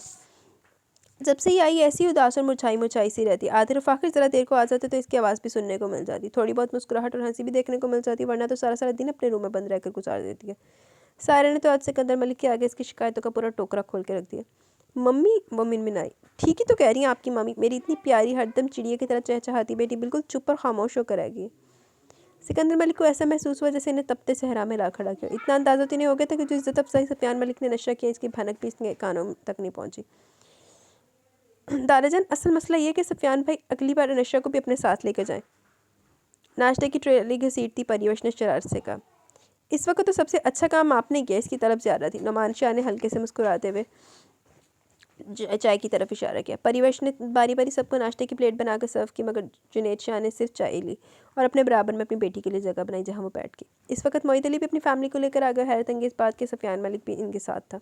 नशरा ने चुपके से भरपूर नज़र इस पर डाली। ब्लैक कलर की जीन्स पर बेबी पिंक कलर की शर्ट में वो खासा डैशिंग लग रहा था, मगर आंखों और चेहरे पर छुपी उदासी सब कांत से मख्फी नहीं रह सकी। ये क्यों इतने उदास है? अब सब कुछ तो इनकी मंशा के मुताबिक हुआ था ना। बेटे नहीं करो। इसकी सोचों में करवाहट घुलने लगी। सायरा तो अपने दामाद पर पारी सदके जा रही थी, हर चीज़ खुद से बढ़कर दे रही थी। साथ इसके घर के दूसरे दामाद अस्क्रीम ज़ैदी का भी खूब ख्याल रखा जा रहा था। हाय काश ऐसी भाव पकत हमारी भी हो। आते ने सिकंदर मलिक के कान में धीमे से सरगोशी की। सिकंदर मलिक ने चश्मे के पीछे से इसको घूर के देखा। मेरी जान, फिक्र क्यों करता, जहाँ हम तेरी बात चलाएंगे वो लोग खाना पकाने और खाने के बेहद शौकीन है। फ़ाखर ने तसल्ली देते हुए इसके कंधे पर हाथ मारा। मेरे पीछे बहुत पर पुर्जे निकाले तुम दोनों ने। खैर अब आ गए, ठीक करता हूँ। आतिर, फ़ाखर ने धीरे से पुकारा। हाँ बोल। वो जो हमने मीठा बना के फ्रिज में रखा है, इसमें से एक स्पून भी दादाजान के मुंह में नहीं जाना चाहिए। फ़ाखर ने धमकी देने वाले अंदाज में सिकंदर मलिक को देखा। फिक्र मत करो मेरे बच्चों, वो जो मैं सऊदी अरब से सूटकेस लाऊं, इस पर दोनों में से कोई नज़र भी मत डालना। सिकंदर मलिक ने बड़े तहम्मुल से तंज किया। आतिर और फ़ाखर का होंकों की तरह मुंह खुलेगा खुला रह गया। जब भी कहते मत लिया करो अपने बड़ों से पंगा, यकीनन इस बैग में तुम दोनों की फरमाइश करते चीज़ें ही होंगी। मोईद अली ने मुस्कुराते लहजे में कहा। अब तो कुछ भी हो जाए, मैं इन दोनों को एक भी चीज़ नहीं देने वाला। सिकंदर मलिक ने फातिहाना लहजे में कहा और वहाँ से खड़े होकर स्क्रीन सैदी के पास जा बैठे। मैं तो पूरी तरह दादाजान का साथ देने वाला हूँ। मोईद अली ने नहायत दिलचस्प नज़रों से इन दोनों को देखा। ये एक बात तो बताएं, आपके कान क्या हर वक्त हमारी जासूसी में लगे रहते हैं? फ़ाखर ने आंखों को छोटा करके चीख के कहा। मजबूरी है, क्या करूँ, तुम दोनों पर अब तो नज़र रखना पड़ती है। इसने लापरवाही से कंधे उचकाए। आतिर, इस मजबूरी को वक्त आने पर बाप भी बनाना पड़ता है। मेरा ख्याल है कि अभी मोहित भाई को बिगाड़ना सही नहीं रहेगा। फ़ाखर ने नहायत आहिस्ते से आतिर के कान में तकरीबन घुसकर ज़ुबानी बात की थी। आतिर उसकी ज़ुबानी बात का मतलब समझ में आया तो इसने फ़ाखर के हाथ पर जोरदार ताली मारी और ऊंचा कहका लगाया। अच्छा, तो मतलब ये ख्याल आता तुम लोगों के मेरे बारे में? मोहित अली सदमादी लहजे में बोला। देखा मोहित भाई, आपके बारे में हम सबके कितने नेक ख्याल आता है। फ़ाखर इसे छेड़ने की पूरी कोशिश कर रहा था। ठीक है, देख लूँगा तुम दोनों को। मैं तो सोच रहा था कि स्क्रीम और परिवश के वलीमे की तकरीब में आतिर और मानो की मैं मंगनी रख देते हैं, मगर अब देखो कैसे करवाता हूँ ये मंगनी। मोहित अली ने भी वो तीर मारा कि ना बेटे ना। मोहित अली ने भी वो तीर मारा कि पहले तो वो दोनों समझने की कोशिश करने लगे और फिर जब समझ आई तो आतिर की सिट्टी गुम हो गई। अरे मोहित भाई, हम तो मजाक कर रहे थे, आप भी ना फ़ौरन संजीदा हो जाते हैं। हम तो आपके छोटे मजलूम से भाई हैं। फ़ाखर फ़ौरन मिन्नत समाजत पर उतर आए। दोनों ने मोहित अली को दाएं बाएं से घेर लिया। वो खूब हंस उठा रहा था, इन दोनों की हालतों को खूब इंजॉय कर रहा था। सब अपनी अपनी बातों में मगन थे। कोई बिजनेस टॉपिक पर बहस मुबासा कर रहा था तो कोई सियासत पर संजीदगी से तबसरा कर रहा था। हंसी मजाक, छेड़खानी, मौज मस्ती सब चल रहा था। अगर किसी की कमी थी तो वो थे नशरा। सफियान मलिक ने पूरे हाल पर एक तायराना निगाह दौड़ाई, मगर वो कहीं नहीं थी। वो खूबी जानता था कि वो इस वक्त कहाँ होंगी। सौंदा मेरे मुंह से गंदी जी। वो अपनी जगह से उठकर चलता हुआ परिवश की मदद से नशा के बेडरूम के दरवाजे तक पहुंचा और फिर बिना दस्तक दिए वो इसके कमरे के अंदर आ गया। नशा बेड के पास खड़ी बेड पर पड़े रेड एंड ग्रीन इम्तिजाज के नग और दबकों के काम से मज़य्यन फ्राक का जायजा ले रही थी। साथ ही मैचिंग ज्वेलरी और चूड़ियाँ भी बेड पर रखी थी। सफियान मलिक के लबों पर हल्का सा तबस्सुम खिलने लगा। आहट पर नशा ने पलट कर देखा और सफियान मलिक को देखकर अपनी जगह दंग रह गई। आज तो जैसे हैरतों का दिन था, मगर इसने अपनी हैरत इस पर जाहिर नहीं की और चेहरे के जाविया नॉर्मल करके वापस अपनी पोजीशन ले ली। सफियान मलिक ने इस पर एक निदामत भरी निगाह डाली और आहिस्ता आहिस्ता चलता हुआ इसके मुकाबला खड़ा हुआ, मगर नशा को जैसे कोई फ़र्क ही नहीं पड़ा। वो हमस फराग को हाथ में पकड़कर इसका जायज़ा ले रही थी, जैसे इससे बढ़कर काम से बढ़कर कुछ अहम ही ना हो, जैसे सफियान मलिक वहाँ मौजूद ही ना हो। क्या माफ़ी की कोई गुंजाइश निकलती है? सफियान मलिक का लहजा धीमा मगर बोलचाल सा था। बस एक पल को नशा के हाथ सागते हुए, मगर फिर दिल को मजबूत करके फिर से अपनी पुरानी जोन में अपना ली। इसकी तरफ से कोई जवाब न पाकर सफियान मलिक ने इसका गुलाबी चेहरा देखा जहाँ नाराज़गी बात से छलक रही थी, मगर इसने भी अपने दिल में तहैया कर लिया कि कोई भी जतन करके आज नशा को मना कर ही रहेगा। सफियान मलिक ने हाथ बढ़ाकर फ्राक इससे ले ली और बेड पर रख दी। मेरी गलती माफ़ नहीं करोगी? सफियान मलिक ने इसका गुलाबी मोमी हाथ अपने मजबूत हाथ में लेकर नहायत अपनायत से पूछा। नशा ने ज़रा की ज़रा अपने सबस कांच उठाए, जिनमें गीले नाराज़गी, खफ की बेरुखी के रंग बहुत नुमाया थे। बिल्कुल भी नहीं, इसने कतियत से कहते हुए अपना हाथ इसकी मजबूत गिरफ्त से निकालने की कोशिश की, मगर मुकाबले के लिए कतई राजी नहीं था। तो कोई भी सज़ा तजवीज़ कर दो, मगर प्लीज़ माफ़ कर दो। सफियान ने बगौर इसकी आंखों में झांका जहाँ इसका अक्स बहुत नुमाया था। सज़ा तो मुझे मिली, आप जैसे कठोर जालिम शख्स से मोहब्बत करने की सज़ा, जिसके सीने में दिल नहीं पत्थर है। वो इसके सामने कमज़ोर नहीं पड़ना चाहती थी, नहीं चाहती थी कि इसकी आंख से आंसू का कतरा भी गिरे, वो भी सफियान जैसे बेरहम इंसान के सामने। मगर दिल ही तो है, दर्द होने पर रोता भी है, जो सफियान मलिक की चाह कर बैठा था। सफियान मलिक का दिल हज़ार टुकड़े हो गया। नशा के आंसू इसके दिल पर गिर रहे थे। वो बेसाख्ता एक कदम आगे बढ़ा और इसकी आंखों से बहते आंसुओं को अपने हाथों की पोरों में जज़ब कर लिया। आपने तो मुझे मार दिया सफियान। प्यार का दर्द क्या होता है आप नहीं जान सकते, पर मैं इस दर्द को सहते सहते सहते हुए पल पल मर रही हूँ, मगर आपने इस दर्द को मज़ीद बढ़ा दिया। आपने कभी मुझे मेरे प्यार को समझा ही नहीं, हमेशा मुझे उम्र का ताना दिया, मुझे हमेशा डिग्रेड किया, हमेशा। सफियान मलिक ने इसके गुलाबी पंखड़ियों जैसे लबों पर अपनी गश्त शहादत रख दी। इसकी इस शौक सी जदारत पर इस अपने गुलाबी गाल तपते हुए मैं पलकों की बाट इस ये देखो। सॉरी गाइस यार, आज बच्चे बहुत तंग कर रहे हैं। आए हुए हैं इस टाइम, दोनों आई हुई हैं, दोनों ने ना बस क्या बताऊँ मैं। इसकी इस शौक से जसारत पर इसे अपने गुलाबी गाल तपते महसूस हुए। पलकों की बाड़ इसने नीचे गिरा ली। तुम्हारी हर शिकायत, तुम्हारा हर गिला, तुम्हारी मेरी पलकों पर, मैं वादा करता हूँ तुम्हारी हर शिकायत, तुम्हारा हर गिला दूर कर दूंगा, तुम्हारी हर तिश्नगी मिटा दूंगा। बस तुम मुझे एक मौका दो। मैं यकीन से कहता हूँ कि तुम्हारा पोर पोर मेरे इश्क में डूब जाएगा। इसका मुस्कुराता लबो लहजा इसकी धड़कनों को बेरबत कर गया। जी मोहब्बत करने पर तो इतना दर्द मिला, इश्क किया तो जान से ही जाऊंगी। नशा ने रूठेपन से कहते हुए अपनी सितवा नाक सुखेड़ी। मेरी जान अब आपकी, ये जान आपकी नहीं रही, हमारी बन चुकी है, इसलिए अब इसका ख्याल भी मैं रखूंगा। नशा की नीम रजामंदी पर इसका दिल बिल्लियाँ उछलने लगा। दिल तो शिद्दत से करा था इसे अपनी बाहों में लेकर खूब झूमे, इसको अपने प्यार की वालहाना बारिश में भिगोकर अपनी शिद्दत का एहसास दिलाए। अच्छा खैर छोड़ो, ये बताओ कि सूट किसका है? वो इससे 2 कदम दूर हटी। ये आज गौसिया मेरे लिए लाई, इस जुमे को परिवश और आइसक्रीम भाई के वलीमे की तकरीब है, तो ये कि तुम ये नहीं पहनोगी। सफियान मलिक ने तेजी से बात काट दी, जिस पर नशा ने सवालिया नज़र से देखा। मगर क्यों, इतना अच्छा तो है। बिल्कुल अच्छा है, मैंने कब कहा। मगर तुम मेरी पसंद का सूट पहनोगी। अभी जुमे में 2 दिन बाकी हैं, अभी तुम मेरे साथ घर चलो, फिर कल शॉपिंग पर चलते हैं। आपको ये खुशफहमी क्यों होगी कि मैं आपके साथ जाने पर तैयार हूँ? नशा की ग्रीन आंखें में छुपी शरारत और लबों पर फैली मुस्कुराहट इसकी आंखों से छुपी न रह सकी। तो कोई बात नहीं, मेरे बाजू में भी इतना दम है कि मैं तुम्हें उठा के ले जा सकूँ। इसने चाहत से इसकी निखरी निखरी की आंखें देखी जो रोने के बाद मजीद निखर गई थी। मैं जानती हूँ आपके पास में बहुत जान है। शादी की पहली रात जैसे आपने मुझे उठाकर सोफे पर लेटाया था, वैसे ही आपको मैं वहाँ लेटता हुआ देखूंगी। यही सज़ा है आपकी। इसका जताता हुआ लहजा सफियान मलिक को मुस्कुराने पर मजबूर कर गया। मगर साथ ही फिक्र भी लाक हुई, तुम्हें नहीं लगता ये मेरे साथ ज्यादती होगी? सर खुजाता हुआ अबरूज काकर बोला। जी नहीं, कोई जुल्म नहीं होगा, हिसाब पूरा पूरा बराबर होगा, अटल और मजबूत लहजे में कहा। तो यानी तुम इस बात पर कायम हो कि हिसाब बराबर होगा? इसने नशरा की गुलाबी रंगत देखी, जो गुलाबी रंग के सारे सूट में इसकी रंगत सूट के हम रंगी हो रही थी। सफियान मलिक की पुरशौक मगर जुमानी बात का मतलब समझकर इसकी गुलाबी रंगत बिल्कुल कंधारी होगी। सफियान मलिक इस कंधारी रंगत पर अपने प्यारों जुनून की मोहर सबत करने के लिए इसकी तरफ बढ़ा था। जी तो गाइस, इख्तिताम पसीर हो गया अपना ये नावल। कैसा लगा आपको नावल? अपनी राय का जरूर ज़ाहिर कीजिएगा। नावल नेम इज़ तेरी पनाहों में, रिटन बाय कमरोज शहक। कमरोज शहक का ये नावल है तेरी पनाहों में। कैसा लगा आपको ये नावल? आप बताइएगा खोल डोल के। मुझे तो पसंद आया, और बाकी कमरोज के मुझे वैसे बड़ा पसंद है। बाकी क्या कहते हैं, कमेंट सेशन की तरफ चलते हैं जल्दी से, फिर वीडियो एंड करते हैं। हुदा शफीक ज़बरदस्त नावल। तहर इकबाल वेरी नाइस। ताहा दिल very nice and beautiful episode. Novels angel वो इमोजीज हैं। सारा रियाज अच्छा नावल है, कहानी क्लियर होती जा रही है। हाँ जी, मौका भी की कहानी क्लियर होती। मलिक साबा का कमेंट है, एपिसोड बहुत वेरी वेरी गुड, बहुत ज़्यादा मज़ा है सुनकर। नशर की तैयारी खत्म नहीं हो रही थी। सफियान का गुस्सा ना जिन्ना मर्जी तड़फदा रहा सी, सफियान असर ही नहीं होता सी। लेकिन जी अज लिखित ने चवल मारी हो, फिर वड्डी चवल सी। हाँ जी सफियान जेलसी तो वाकई बहुत हुआ है। ओहो किधर जा रहा है भाई। नशर को परिवेश से मिलने का सीन बहुत इमोशनल था। आहो बच असकरी साहब ना पागल हो गया, तो उन्हें ना हुण ब्याह कराना परिवेश दे नाल लगा करा लिया उन्हें डंगर ने। हत्तर ते फाखर ते जान जाती है अस्करीम जैदी से। आहो दादा ने आतर फाखर को काबू भी स्क्रीम जैदी का नाम लेके किया सी। आहो अस्करी की माँ वापस आ गई। सफियान का गुस्सा इसी वजह से था और इसी वजह से उसने शादी की थी। एपिसोड इंटरेस्टिंग थी। आमीन सो आमीन दुआओं में याद रखें। तामीर खान ने दिल भेजे। फ़नी समीर बहुत ज़बरदस्त था। आज का नावल इंटरेस्टिंग भी है। स्टोरी आगे क्या होगा सस्पेंस भी है। Thank you. ये मेरे न्यू लिसनर लग रहे हैं, फ़नी समीर। सायरा रियाज वालेकुम अस्सलाम। अच्छा करिए आप, 2 एपिसोड डेली होंगी तो जल्द ख़त्म होकर इंटरेस्टिंग भी लगेगा। मौक गया नावल आज तो। और बाकी 2 पे मुझे रिस्पांस भी चाहिए ना।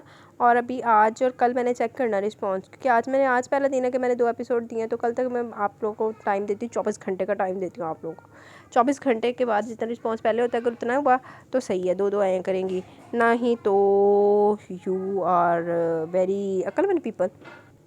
तामीर खान वालेकुम अस्सलाम। अल्हम्दुलिल्लाह मैं ठीक हूँ, आप कैसी हैं? आइसक्रीम के लिए इसकी मामा का तड़पना देखकर परिवेश का बहुत गुस्सा आता है आइसक्रीम पर, और लेकिन वो बेचारी क्योंकि वो खुद से डरती आते है। वो तो उन्हें घूरी भी पा लवे या घूरी ना भी पावे, सीधा मुँह चक के देख लवे तो परी दी ना जान निकलने वाली हो जाती है। हाँ नशरा पे सफियान को गुस्सा कब नहीं आता। वाकई बस चले उन्होंने चौक के सोटा भी जाके किसी पास से। सब अच्छा था, एपिसोड बड़ा इंटरेस्टिंग था। मैंने सुन चुकी हूँ, लेकिन आपकी वॉइस में सुनकर बड़ा मज़ा आया। Thank you. आमीन सुम आमीन दुआ में याद रखें। अल्लाह हाफिज़। आयशा आसिफ, रीज की नई सोच बहुत अच्छी है, ग्रेट जॉब डियर। अच्छा आपको रीज की सोच पसंद आई? चले ठीक है, बस फिर रीज देना वो देते भी उतरना रिस्पॉन्स। आदिल शुक्रिया, आपका नावल बहुत अच्छा है। आपका नावल पढ़ने का अंदाज़ मुझे बहुत पसंद है। थैंक यू जी। कमेंट सेशन इख्तिताम को पता बच्चों से मेरे बात कर ले। चलो बोलो जल्दी से। अस्सलाम वालेकुम, कैसे हैं गाइस? आप भी बोल दो। मैंने नहीं बोलना था। बोल दो अस्सलाम वालेकुम बोल दो, क्या हो गया? जल्दी से बोल दो, फिर ख़त्म हो जाएगी वीडियो। बोलो। मैं बोलने नहीं आता। अस्सलाम वालेकुम बोल दो। अस्सलामुअलैकुम गाइस, आप कैसे हैं? आप ठीक हैं? तो फिर वीडियो पसंद आई? ये आप हमें वीडियो बोलो। पसंद आई तो आप बहुत अच्छे हैं। हम आपसे फिर मिलेंगे। इसके लिए अल्लाह हाफिज़ दोस्तों। चलो आप भी अल्लाह हाफिज़ कर दो, जल्दी बोलो। चलिए ठीक है गाइस, ओके, फिर हमारे एपिसोड भी और कमेंट सेक्शन भी इख्तिताम को पहुंचे। इंशाल्लाह जल्द मिलेंगे न्यू एपिसोड जल्दी न्यू से नॉवल के साथ। सब्सक्राइब करें। तब तक के लिए बहुत सारा ख्याल रखें, दुआ में याद रखें। अल्लाह सब्सक्राइब करें। हाफिज़।